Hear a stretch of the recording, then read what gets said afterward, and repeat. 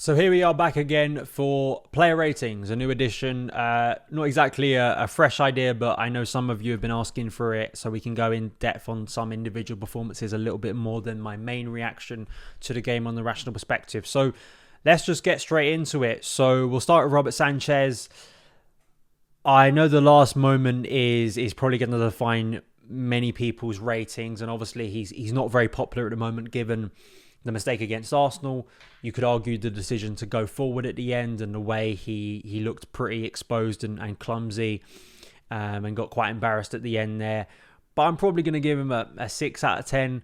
He made a couple of key saves in the game, and I thought compared to last week, it's, if Chelsea still lose 1-0, obviously it's not a step forward for him because we didn't win it. We didn't keep a clean sheet. But I felt the way he came out one-on-one and made some key saves, tried to keep Chelsea in the game as long as possible. We can have a longer-term conversation about him as a Chelsea goalkeeper, and I think Petrovic will be given his debut on Wednesday, and rightly so. But I don't think he was the main culprit for Chelsea's problems today. Axel Disasi, I'm going to give a 3. I wanted to give him more because I thought and to be fair, most of the time at Chelsea so far this season, I think he's exceeded my expectations, but just his lapse in concentration, his poor defending for the pennant goal is just inexcusable. It's just so bad, and it can't happen. And it really degrades his rating for me today because it changed the game and it ruined the day, I think, for a lot of us. And I think for a player who should be more physically demanding and I think it's just basic. And I just don't know what he was doing, attempting maybe to go over his foot for that.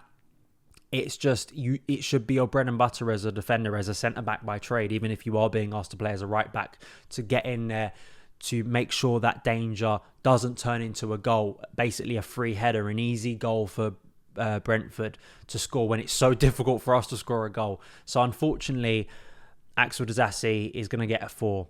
Silva, I'm going to give a 6. Don't think he did anything majorly wrong in the game. He got very irritated late on when a chance went begging. He also got very angry, I'm sure, when that goal went in. He was kind of pointing to Disasi, mark your man at the back post. So again, Silva, I think, isn't doing much wrong at the moment, and I thought was let down by those around him. I think it's the same for Levi Colwill. Going to give a 6. I felt that he was aggressive, tried to move the ball forward, but again, wasn't the main culprit, I felt. And I think again, there are other areas that I'm more frustrated by today, and I think that as a back two partnership at the moment is one that I'm actually intrigued to see continue. So we've seen it basically 2 games in a row now. I wouldn't mind seeing it again against Spurs. Marc Cucurella, it wasn't near the performance he had against Arsenal recently, and of course the first goal does come down his flank, and he wasn't as aggressive. He didn't close down the ball, and how easily and static Chelsea's defence were from that throw-in, he's going to have to be marked down for that. I'm going to give him a 5 out of 10 again. I don't think he was atrocious. I think at times he still is being very aggressive, and it feels like he's trying to take control of things a little bit more. He's trying to be more physical and try and be combative. He isn't being overawed by situations, and it feels like at times he is trying to push Chelsea forward. But also from a creative point of view, there are a few times where he got out on the flank and his delivery just wasn't good enough. And then also he has the chance in the first half that I think he should be scoring from. So that's why he's only going to be a 5. Midfield 2, so Conor Gallagher, I thought this is one of arguably his worst performance of the season. And that's not to say it was a dreadful performance. It just, again, there are a few times where from a passing point of view, I felt he could have been a little bit better with his decision making. And again, just wasn't as imposing. And I think without Enzo Fernandez, without the trio of Enzo, Caicedo and Gallagher, who I think have formed really well, and I think then that kind of forces maybe Gallagher a little bit into an area where earlier in the season I was frustrated by, because we know Gallagher should be further up the pitch, and I think Chelsea were hurt by the fact without Enzo that he had to play a little bit deeper. So I'm also going to give him a 5 out of 10.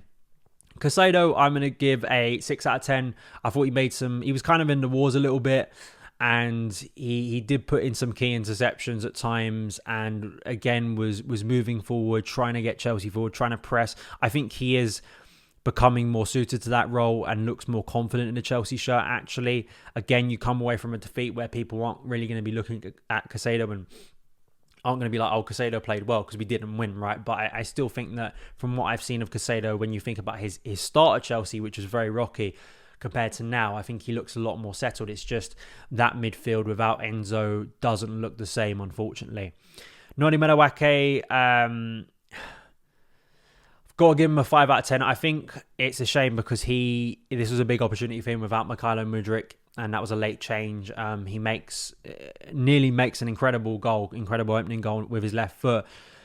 But I just thought he wasn't as authoritative as I wanted him to be in this game. I thought there were far too many times in that first half where he got the ball onto his left or just one-on-one. And I know it's difficult because with this Brentford side and with a lot of sides who come to the bridge, you're being man-marked, and that arguably you could have a go at Disasi there of not being a fullback who was using the overlap. We didn't have enough overlaps on that side in the first half for me, or in the second half until Reece James came on, really.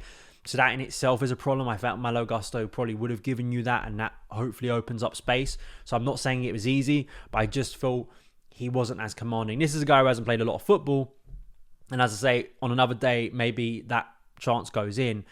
But I just felt he didn't really take the opportunity, unfortunately. And I'm a fan of Madueke, but you suspect when Mudryk is ready again, he takes that place very easily.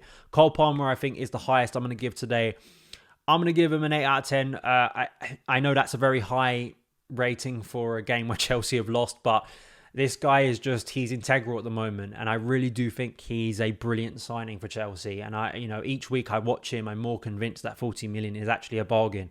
And I think he deserves so much more, I think, because it's not the case that he is creating every chance himself. It's just when you watch him, the way he feels so confident. And yeah, sure, his performance, maybe I'll knock it down to a 7, actually. 8 is probably a little bit too outlandish. Let's go 7 because we did lose the game and I felt in the second half he wasn't as good. But he is just, I feel also when we do open up space, it feels like his decision-making is a lot more measured than previous Chelsea players in that area.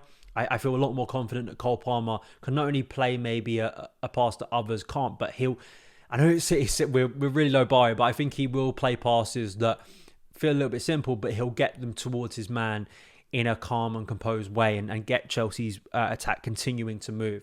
So I think that's a big thing. And I think everyone who watches Palmer, there are already clips going around of his performance. He's influential. He's making things happen.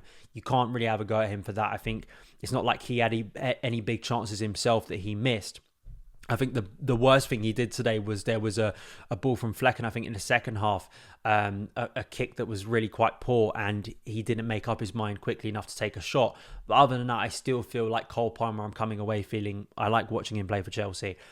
Raheem Sterling, I'm going to give a 5 out of 10. Again, a little bit my criticism of Madueke. I think there were far too many times when Sterling, he misses the chance in the first half. It was one of those kind of erratic Sterling performances, but also wasn't getting to the byline enough for me. There were far too many times where easy, comfort, you look back, you try and recycle possession rather than the more aggressive side of Sterling's game that we have seen so much this season. I thought earlier in the game when Chelsea looked a lot more confident, he would have an influential say in this game.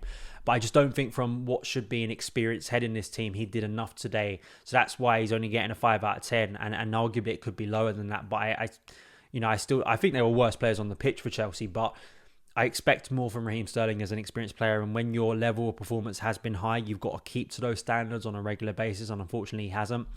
Nicholas Jackson, I'm sorry, Nick Jackson, it's going to be a 2.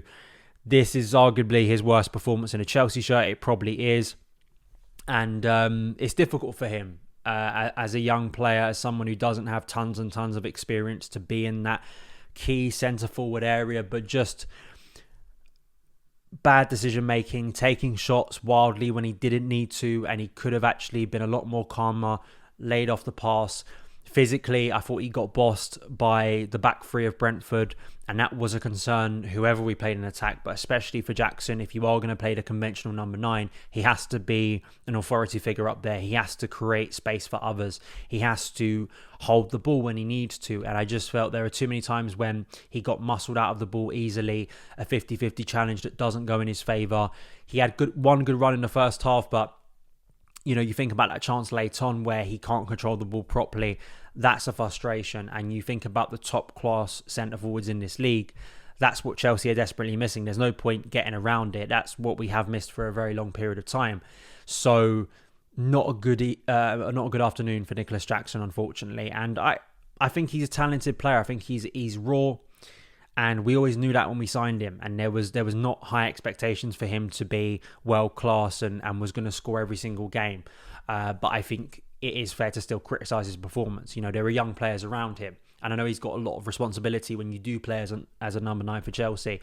But I just felt there were basics. The thing is, in the first few weeks of the season when he maybe wasn't scoring, I think his all-round game we were praising because his all-round game was good. He was making good movements, runs to help others. He was linking up play well. He was offering a more commanding focal point that Chelsea have lacked. He didn't offer that against Brentford, and that was a real problem. It was far too much like watching Kai Havertz play up front for Chelsea on a bad day.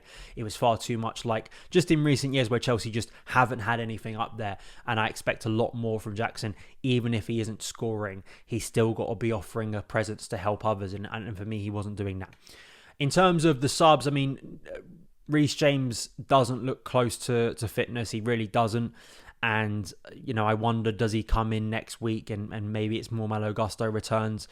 So that in itself is a problem, but they are clearly easing him back in. He did put one really good ball in that wasn't capitalised on. So maybe, again, if we have a more clinical finisher, is he actually coming away from this game with an assist? We know Reece has got that in his locker, but from a fitness point of view, yes, you can. I mean, with the subs, it's difficult, and it's difficult to rate them seriously, especially when they didn't have tons of time to make an impact. I felt that David Washington, it's very difficult for a player of his age to come in. So I think for all of them, I'll give James the highest. I'll give him a 6 out of 10 based on what I saw. He did put in a good ball. Ugo Chukwu, I mean, didn't do a lot right, didn't do a lot wrong. I guess you call him a 5 out of 10 based on what we saw. Ian Maatson arguably was at fault for the second goal, the clincher, and wasn't strong enough there, so I'm going to give him a 3 out of 10. And David Washington, I mean, I'll give him a 5 out of 10, but it's very difficult for a player of that age to come on off the bench and make a real difference, and it's a lot of pressure on him, and unfortunately, that's where we are. That's why he was called upon today. So, I don't want to go too harsh on such a young player who has had no minutes for Chelsea so far this season. So those are my player ratings. Let me know yours in the comments below, and I will see you again very soon. All the best.